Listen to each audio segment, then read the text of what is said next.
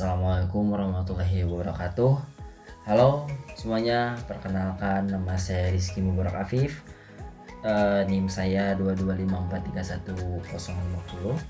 Saya dari 1 EPB 2. Di sini saya akan menjelaskan tentang hal literasi digital sebagai fondasi kewarganegaraan di zaman modern ini.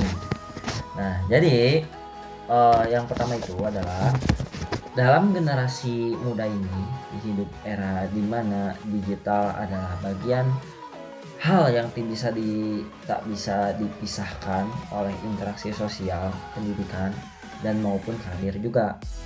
Literasi digital ini membantu mereka menghindari resiko, misalkan ada hoax nih, atau penipuan online, atau informasi-informasi yang emang bener-bener tipuan lah gitu lah ya, dan memanfaatkan kompetensi, misalkan bisa belajar sendiri gitulah dengan cerasnya. Terus kalau dampaknya itu adalah jadi belajarnya, kalau sebelumnya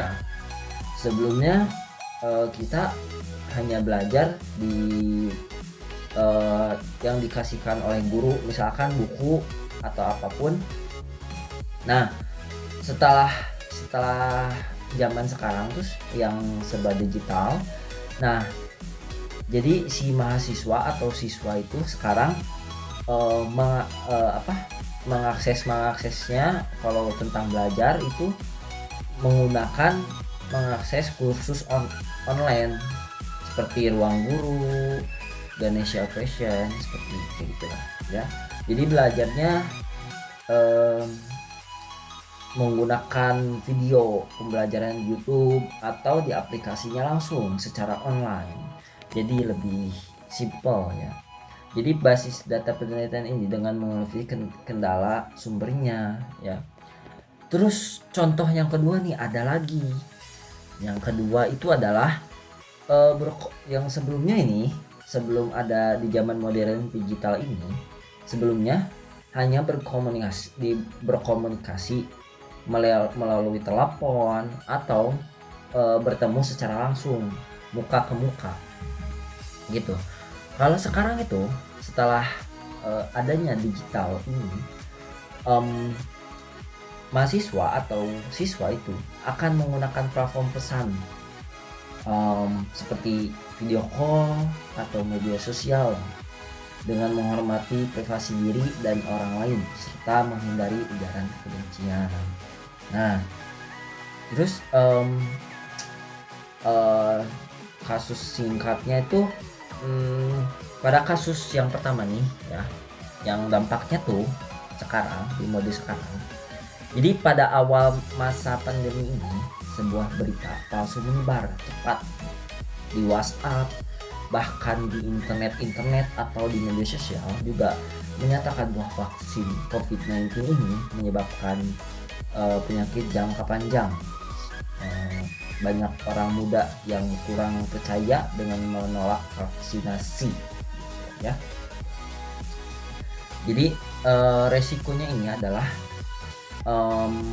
dengan adanya penularan di lingkungannya.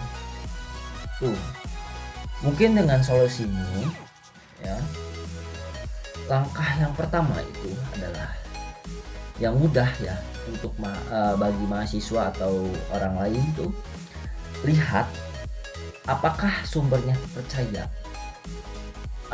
atau melihat informasi-informasi yang lain selain informasi tersebut gitu, sebelum mempercayai bahwa itu adalah informasi yang benar. Yang kedua itu adalah nonaktifkan yang berbagi data atau tidak perlu di akun sosialnya. Nah, kepada teman-teman juga pengetahuan dan mengenali hoax dan berbagi informasi yang harus yang bertanggung jawab lah ya. Jangan menyebarkan hoax lagi ya. Mungkin kalau kesimpulannya sih, jadi literasi digital ini adalah kemampuan penting bagi mahasiswa atau generasi muda yang hidup di era digital, mereka akan membantu mengakses, memanfaatkan teknologi untuk belajar dan berkomunikasi lebih baik sambil melindungi diri dari risiko seperti hoax dan penipuan online. Melalui studi kasus hoax yang terlihat seperti dampak negatif ketidakmampuan mengevaluasi informasi tersebut, sedangkan ada langkah konkret seperti memeriksa sumbernya, mempelajari privasi, membantu teman-teman, dan mengikuti pelatihan untuk meningkatkan literasi digital tersebut. Mungkin itu saja dari saya yang bisa saya sampaikan. Mungkin kalau ada salah kata mohon dimaafkan. Mungkin segitu saja dari saya. Wassalamualaikum warahmatullahi wabarakatuh.